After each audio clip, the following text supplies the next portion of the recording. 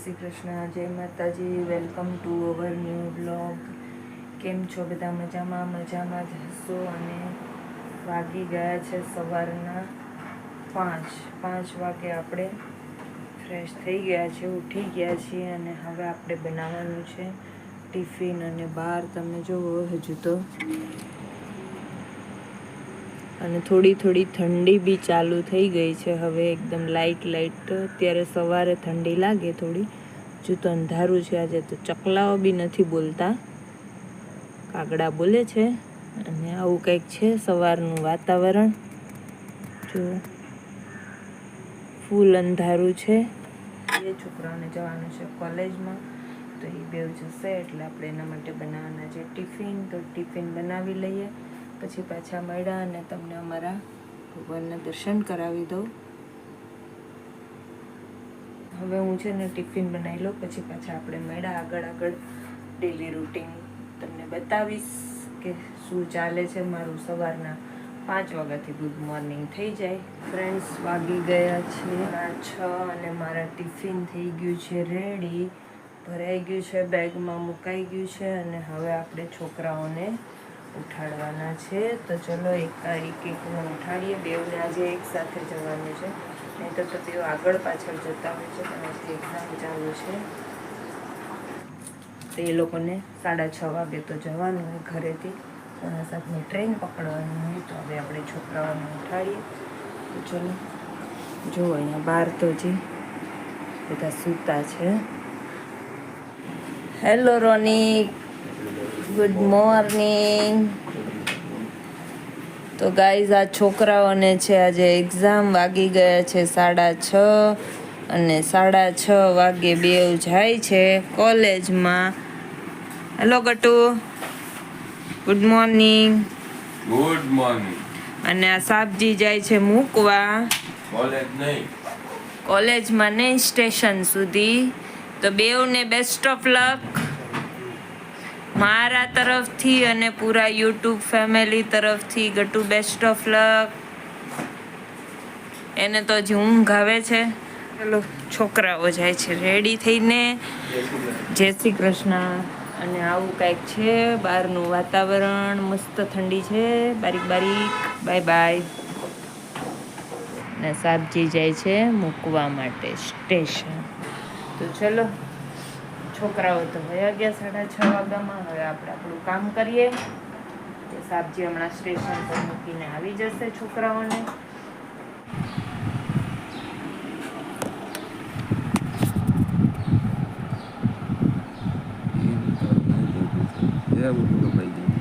નહીં કપાય. નાની કઈ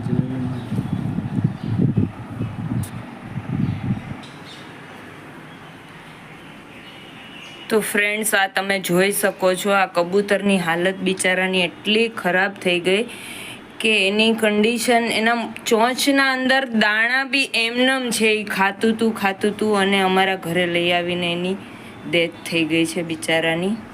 તો તમે લોકો પ્લીઝ, એટલી રિક્વેસ્ટ છે કે આવી રીતે વાળ ક્યાંય બી રસ્તામાં કાંઈ બી દોરા છે કે વાળ છે કે કાંઈ ફેંકો નહીં. હવે અત્યારે એ કબૂતરની હાલત તમે જોઈ શકો. એક પગમાંથી તો અમે લોકોએ દોરા, એના ઓલા વાળ જે હતા એ કટ કર્યા, પણ હજુ બીજા પગમાં એમનેમ જ છે વાળ. હજુ તો વાળ અમે કાઢીએ એટલામાં તો એની મુંડી, એણે એના હાથમાં જ જીવ છોડી દીધો એનો. ચલો, આપણે એની પાછળ ખાડો કરીને દાટી દઈએ, નહીં તો છે ને એને બિલાડાને કાગડાને ખાઈ જશે. ભગવાન એની આત્માને શાંતિ આપે. બીજું તો શું, આપણાથી થતી એટલી કોશિશ તો આપણે કરી કાઢવાની.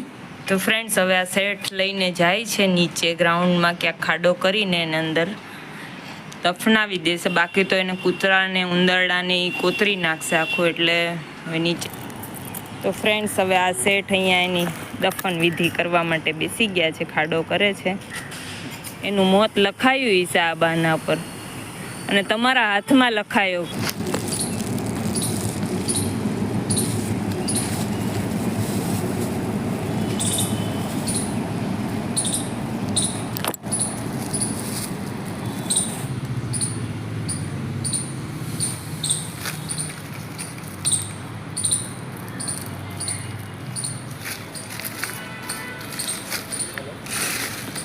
ચલો ફ્રેન્ડ્સ, હવે વિધિ થઈ ગઈ છે ને હવે આપણે જઈએ ઘરે અને શેઠ જાય છે સાઈડ ઉપર. ઘરે આવું છે? ના ના હા, ચાલી જાય.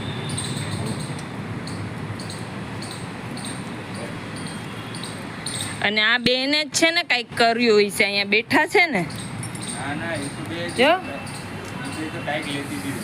આ બે અહીંયાની છે, જો બે બેઠી છે માતાજી. તમે માર્યું ગઈ. તમે તો વારો લઈ લો એના હાથમાં ન કરવું. હા, પણ એના બે પગ જોઈન્ટ હતા એટલે એનું તો કાંઈ થાય એમ જ નહોતું એનાથી તો. ચલો, હા, જે થયું એ સારું થયું, બીજું શું. તો ફ્રેન્ડ્સ, વાગી ગયા છે બપોરનો 1 અને હવે આપણે બનાવવાની છે રસોઈ. અને આજે જે શેઠ સવારે જતા હતા ત્યારે કબૂતરને લઈને આવ્યા હતા. તો ફ્રેન્ડ્સ, એટલી રિક્વેસ્ટ છે કે ક્યારેય બી તમારા લીધેથી કોઈનો જીવ જાય એવું કામ નહીં કરવાનું. આજે એ કબૂતરનો જીવ વયો ગયો અમારા ઘરમાં, તો અમને બી થોડુંક એવું થયું કે અમારા ઘરે લઈ આવ્યા ને એનો જીવ જતો રહ્યો. પણ શું કરવાનું હવે, અમે તો સારા માટે થઈને લઈ આવ્યા હતા એને, કે એને એ ઉડતું થઈ જાય, ચાલતું થઈ જાય. કારણ કે એ ચાલી બી નહોતું શકતું, ઉડી બી નહોતું શકતું. એના બેવ પગના વચ્ચે વાળ ફસાઈ ગયા હતા, બેવ પગ જોઈન્ટ થઈ ગયા હતા વાળ ફસાઈને, તો એ ચાલી પણ નહોતું શકતું.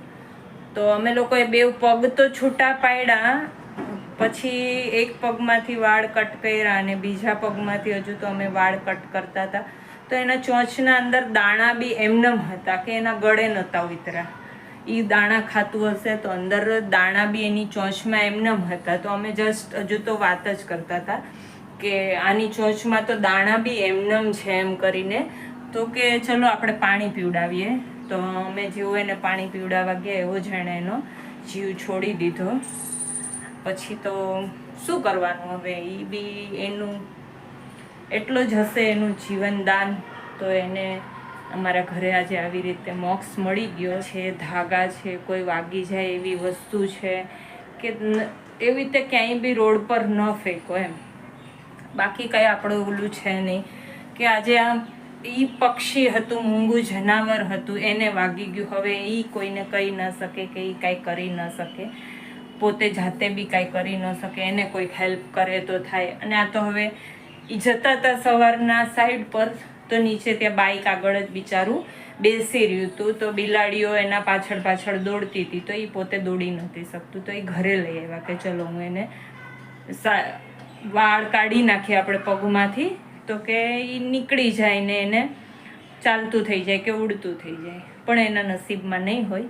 એટલે આ બધું થાય તો આપણા લીધેથી કોઈનો જીવ જાય એવું થાય. અમારે અહીંયા બી છે ને બાલ્કનીમાં બી આપણા કપડાં સુકાતા હોય, કાંઈ બી હોય, આજે વિન્ડો છે ને એના અંદર, તો લોકો શું કરે, ઉપરથી વાળ ઓળશે, ઉપરથી વિન્ડોમાંથી નીચે ફેંકશે.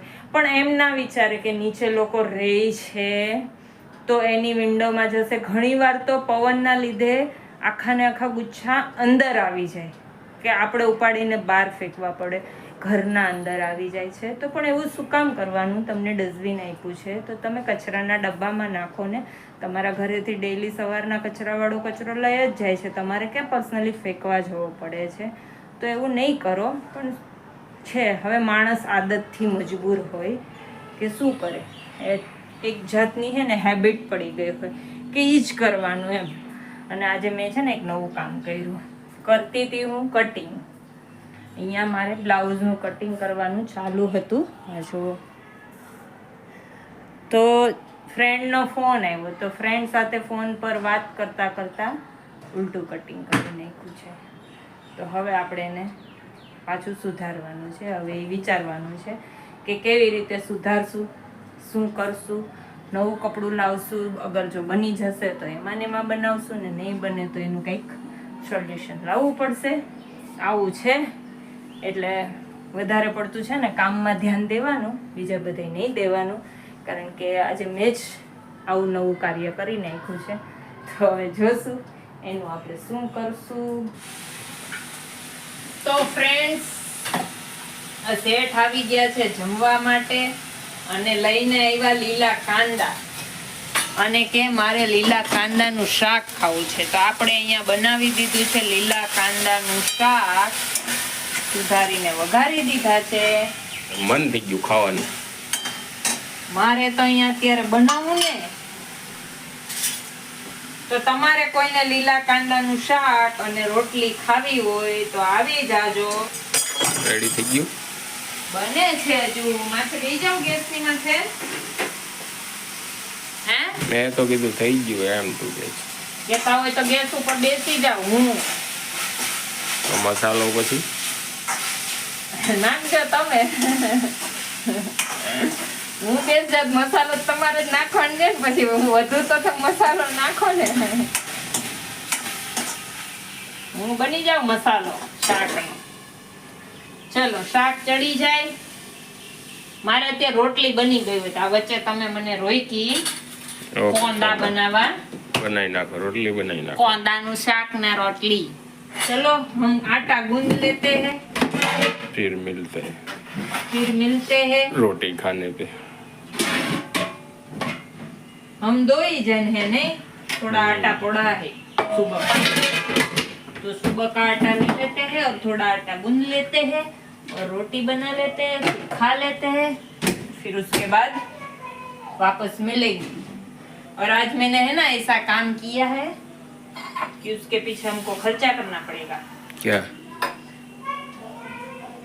मेरी फ्रेंड का फोन आया था, तो मैं फोन में बातें कर रही थी, तो बातें करते करते कपड़ा उल्टा काट दिया. फिर क्यों टेंशन लेने का?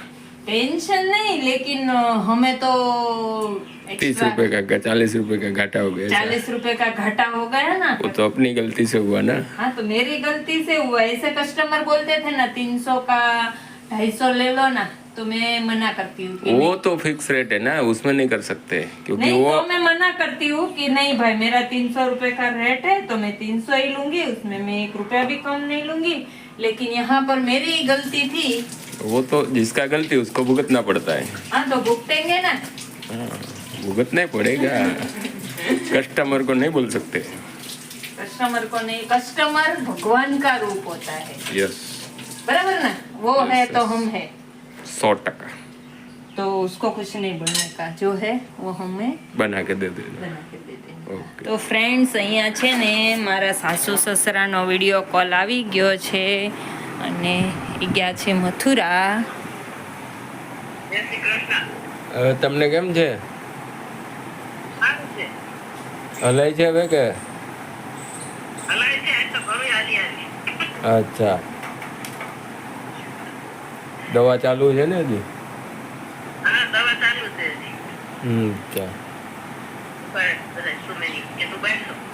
અરે અહીંયા જ છે. જય શ્રી કૃષ્ણ. શું કહે છે ચિકન ગુનિયા? અચ્છા તો વાંધો નહીં. હા સારું સારું. પપ્પાને કેમ છે? શું કરે પપ્પા? જય શ્રી કૃષ્ણ. રેડી થઈ ગયું?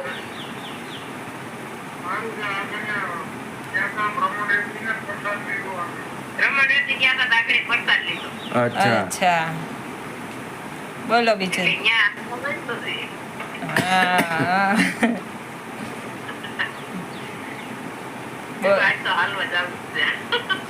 પછી આખો દી તો નો વાંધો આવે.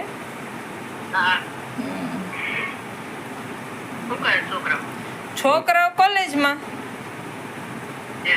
હાલ્યો અહીંથી કઈ લઈ આવવું છે તો લેતા આવી. ના ના ના ના.